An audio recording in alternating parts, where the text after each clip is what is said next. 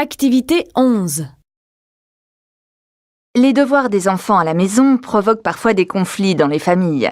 Le premier parent qui rentre à la maison, le plus souvent la mère, doit s'occuper du dîner tout en aidant les enfants à faire leurs devoirs. Lorsqu'on rentre fatigué de sa journée de travail et que l'enfant ne se montre pas coopératif, ce n'est pas toujours facile.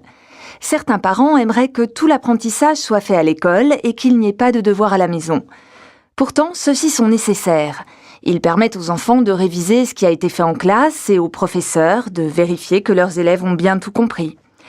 Lorsque l'enfant met beaucoup de mauvaise volonté à faire ses devoirs, il faut penser à l'aider autrement. Tous les établissements offrent, au niveau de l'école primaire et du collège, une étude après les cours. Mais souvent, il ne s'agit que d'une surveillance dans une classe, sans aide individuelle. Certains établissements scolaires proposent des aides personnalisées aux devoirs du soir. Ce sont généralement des parents bénévoles qui accompagnent les enfants en difficulté.